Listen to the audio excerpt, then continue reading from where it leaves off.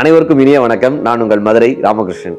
இந்த வாழ்க்கையை தன்னம்பிக்கை கொண்டு வாழும்போது, நம் மீது நாம் நம்பிக்கை வைத்து வாழும்போது, நம் வாழ்க்கையை நாம் வடிவமைக்கும் போது, இந்த நாளை மட்டுமல்ல எல்லா நாளையும் இனிய நாளாக கொண்டாடி விட மாட்டோமா என்கிற மிகப்பெரிய முயற்சி தான் இந்த நிகழ்ச்சியினுடைய மாபெரும் நோக்கம்னே சொல்லலாம். அதன சார் தன்னம்பிக்கையோடு வாழ்வது, நம்ம வாழ்க்கையை நாம எப்படி சார் வடிவமைப்பது?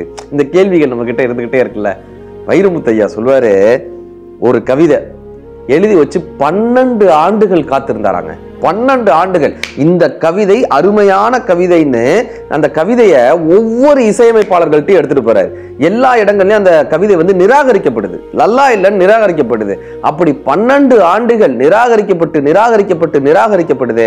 ஆனால் அந்த கவிதை எழுதிய அந்த கவிஞனுக்கு, வைரமுத்தையாக்கு மட்டும் தெரியுது இது ஆக சிறந்த கவிதைன்னு தெரியுது. இது சரியான கைகளுக்கு இன்னும் சென்று சேரவில்லைன்னு தெரியுது. 12 ஆண்டுகளுக்கு பின்பு ஒரு நாள் ஏஆர் ரஹ்மான் சார்ட்ட ஒரு கால் வருது.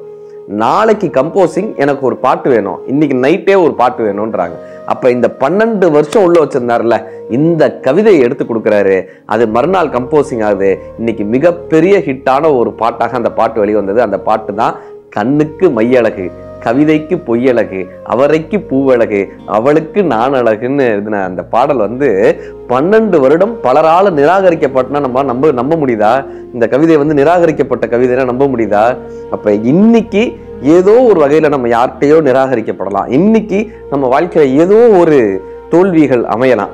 இன்னைக்கு நம்ம எதிர்பார்த்த வெற்றி நமக்கு கிடைக்காம இருக்கலாம். இன்னைக்கு நம்ம வாழ்க்கை போராட்டமாக இருக்கலாம். ஏதோ ஒரு சவால்களை சந்திக்கிறதாக இருக்கலாம். ஆனா கண்டிப்பான முறையில இன்னைக்கு இல்லைனாலும் நாளைக்குப்பா, நாளை இல்லைனாலும் மறுநாள்ப்பா, ஏதோ ஒரு வகையில என் வாழ்க்கை ஜெயிச்சே ஆகும்ன்ற ஒரு நம்பிக்கையோட இருக்காங்கல்ல, ஜெயிச்சிருவாங்க சார். கண்ணதாசன் ஐயா சொல்றாரு, வசனம் எழுதுறதுக்காக வந்திருக்காரு. கண்ணதாசன் ஐயா கவிஞர் ஆகணும்னே வரல, அவரு வசனம் எழுதுறதுக்காக வந்தவர். வசனம் எழுதுறதுக்கு வாய்ப்பு கிடைக்காம இந்த பீச் பூரா நடந்தவர் கண்ணதாசன் ஐயா சொல்றாரு. ஒரு கட்டத்துலலாம் அவர் ஜெயிச்சு கவிஞரான பிறகு இந்த சம்பவத்தை சொல்றாரு. இந்த சென்னை மெரினா கடற்கரையோரம் பட்டினப்பாக்கத்துல இருந்து நான் நடந்த இந்த காலங்கள் மட்டுமே அத்தனை பெரிய காலம், இந்த வசனங்களை யோசிச்சுக்கிட்டே நடப்பாராம். அப்படி வந்தவர் கண்ணதாசன் ஐயான்னு சொன்னாங்க. எத்தனை பேரும் சொல்லலாம் சார். ஒரு இளைஞன் ஒரு 200 ரூபாயோட, தமிழ்நாட்டை சேர்ந்த ஒரு இளைஞன் 200 ரூபாயோட எப்படியாவது இந்த வாழ்க்கையில சம்பாதிச்சிட மாட்டோமான்ற ஒரு பெரிய கனவோட, உள்ளூர்ல எந்த வேலையும் கிடைக்காம பெரிய போராட்டத்தோட ஒரு 200 ரூபாய் எடுத்துட்டு மும்பைக்கு ரயில் ஏறாரு சார். மும்பைனா நம்ம போய் ஜெயிச்சிடலாம், மும்பையில போய் ஏதோ ஒரு வகையில பொழைச்சிடலாம். மும்பைக்கு போறாரு. 200 ரூபாய் தான் கையில இருக்கு. அங்க யார்கிட்டயோ பேசுறாரு, அந்த ரயில்வே ஸ்டேஷன்ல இருக்கிறவங்க கிட்ட எல்லாம் பேசுறாரு, ஏதாவது வேலை கிடைக்குமான்னு கேட்கறாங்க. ஒருத்தரோட சேர்ந்து நம்பி அந்த 200 ரூபாயும் தொலைச்சிடுறாரு சார். மொத்தம் 200 ரூபாயும் ஏமாத்திட்டு போயிடுறான். அந்த பிளாட்ஃபார்ம்ல தூங்குறாரு. எங்கேயாவது வேலை கிடைக்குமா, இங்க வேலை கிடைக்குமா, அங்க வேலை கிடைக்குமான்னு ஒவ்வொரு இடமா தேடி தேடி தேடி அவருக்கு கடைசியா ஒரு ஹோட்டல்ல பாத்திரம் கழுவுற வேலை கிடைக்குது. அதையும் செய்யறாரு. பாத்திரம் கழுவுற வேலை, அந்த ஹோட்டல்ல டிஷ்வாஷ் பண்றது, அந்த ஹோட்டல்ல தொடச்சு வைக்கிறது, இந்த வேலைகள் எல்லாம் பண்ணிட்டே இருக்கக்கூடிய நேரத்துல பிசினஸ் மேனேஜ்மெண்ட் புத்தகம் எடுத்து படிக்கிறாரு சார். பிசினஸ் மேனேஜ்மெண்ட், பிசினஸ் எப்படி பண்றதுன்னு எங்கெல்லாம் புத்தகங்கள் கிடைக்குதோ பிசினஸ் பத்தின தகவல்களை ஃபுல்லா முழுவதுமா படிச்சுக்கிட்டே இருக்காரு. பிசினஸ்னா என்ன, பிசினஸ்னா என்ன, இந்த பிசினஸ் எப்படி பண்ணணும்னு. எதுக்கு? ஹோட்டல்ல பாத்திரம் தேய்ச்சி துடைக்கக்கூடிய வேலை தான் அவருக்கு. அடுத்த வேலைக்கு காசு கிடையாது, அடுத்து என்ன பண்ண போறோம்னு தெரியாது. இவ்வளவு போராட்டத்துக்கு இடையில என்ன தெரியுமா பண்றாரு? பார்த்துட்டு இருந்த வேலையை விட்டுறாரு சார். அவருக்கு இருந்த ஒரே நம்பிக்கை அந்த வேலை தான். அதை விட்டாரு. விட்டு என்ன தெரியுமா பண்ணாரு? தனியா ஒரு தள்ளுவண்டி கடை ஆரம்பிச்சாரு. ஒரு தோசை கடை ஆரம்பிக்கிறாரு. எல்லாம் சிரிக்கிறாங்க. இவர் ஒரு ஹோட்டல்ல வேலை பார்த்தாருல, அந்த ஹோட்டல் முதலாளி சிரிக்கிறாரு. ஏன்பா, மும்பையில எவனாவது தோசை கடை போடுவானா? தோசைனாலே அந்த ஊர்க்காரங்களுக்கு என்னன்னு தெரியாது. கரெக்டா? தோசைன்றது சவுத் இந்தியன் ஃபுட்டு. மும்பையில போய் இவர் தோசை கடை போடுறாரு, தள்ளுவண்டியில. அதுவும் முதல் போட்டு ஒரு தோசை கடை. இப்ப இவருடைய தள்ளுவண்டிக்கு மட்டும் அத்தனை பேர் வர்றாங்க. ஏன்னா இவர் அவ்வளவு பிரியமா பரிமாறுறாரு. இந்த தோசை டிஃபரெண்டா இருக்கு. இந்த தோசை கடை, தள்ளுவண்டி கடை 2-3 தள்ளுவண்டி கடைகளாக மாறுது. எம்ப்ளாயிஸ் போடுறாரு. அதுக்கப்புறம் தனியா ஒரு ரெஸ்டாரண்ட், 1, 2, 3 இப்படி ஹோட்டல் பெருகிட்டே வருது. இன்னைக்கு அந்த தோசா பிளாசா அப்படின்ற அந்த ஹோட்டல் இன்டர்நேஷனல் அளவுல 72 அவுட்லெட் இருக்குங்க. 72 அவுட்லெட் இன்னைக்கு இருக்கு. தோசா பிளாசா நீங்க கூகுள்ல அடிச்சு பாருங்க. அவர் பேர் மிஸ்டர் பிரேம் கணபதி. அவர் என்ன ஒரு நம்பிக்கையினுடைய நட்சத்திரம். அவர் பேசுறத கேட்கணுங்க. இன்னைக்கு மோட்டிவேஷன்ல அவர் எவ்வளவு வாழ்க்கையில போராடி இந்த அவுட்லெட்டை கொண்டு வந்திருக்காரு. தன் மீது கொண்ட ஒரு நம்பிக்கை.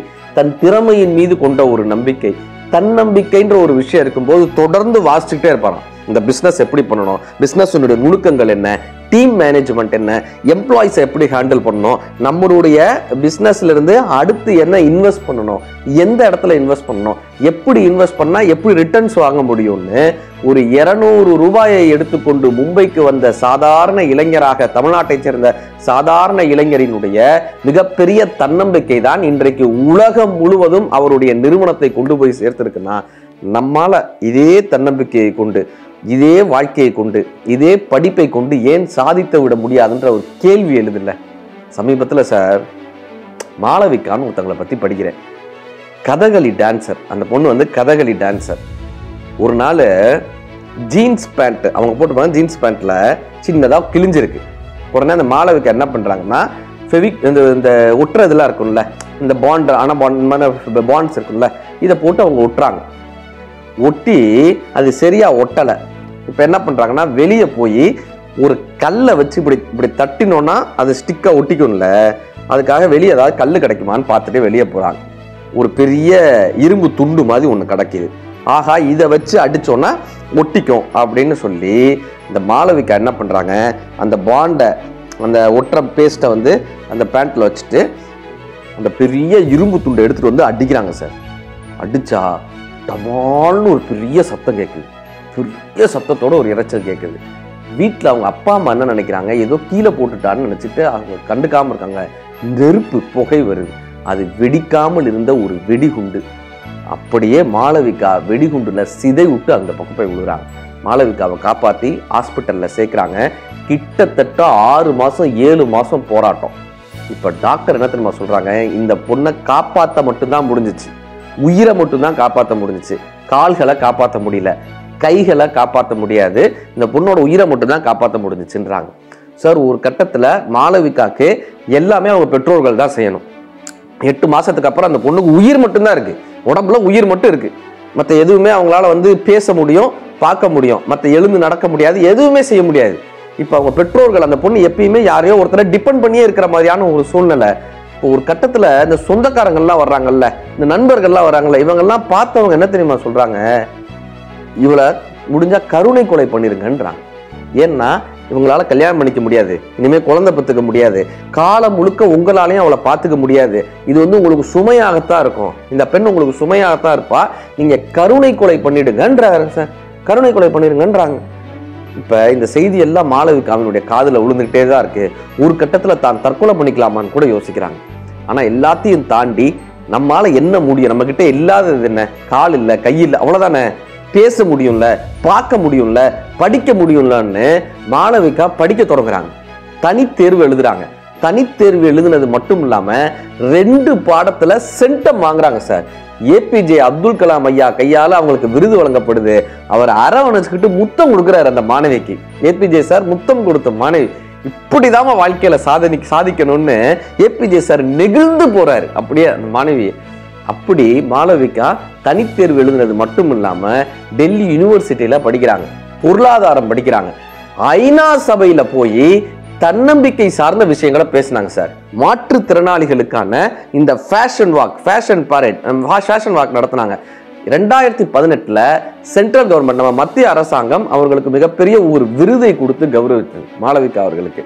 கைகள் போலான் என்ன, கால்கள் போனான் என்ன, தன்னம்பிக்கை என்கிற ஒரு வார்த்தை இருந்தால் போதும், தன்னம்பிக்கை என்கிற ஒரு சொல் இருந்தால் போதும், நம் வாழ்க்கையில் ஜெயித்து விடுவோம் என்கிற ஒரு நம்பிக்கை இருந்தால் போதும், இந்த வாழ்க்கையில் ஜெயித்து விடலாம்ன்றதுக்கு பிரேம் கணபதி சாராக இருக்கட்டும், மாளவிகா அவர்களாக இருக்கட்டும், மிகப்பெரிய ஒரு உதாரணம். இல்லை, நம்ம வாழ்க்கைன்றது இந்த தண்டவாளத்தில் பூத்திருக்கக்கூடிய பூக்கள் போல, தண்டவாளத்தில் பூத்திருக்கல பூக்கள் போல, சிலர் நடந்து வருவார்கள், சிலர் ரயிலில் வருவார்கள். என்ன தெரியுமா அர்த்தம்?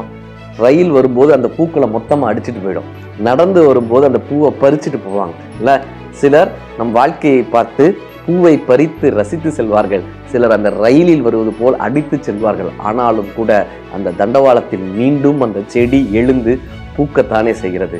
சில நேரங்களில் நம் வாழ்க்கையில் போராட்டங்கள் வந்தாலும், சவால்கள் வந்தாலும், நாம் தன்னம்பிக்கையோடு இருக்கும்போது இந்த நாள் மட்டுமல்ல, எல்லா நாளும் இனிய நாள் தான். நன்றி.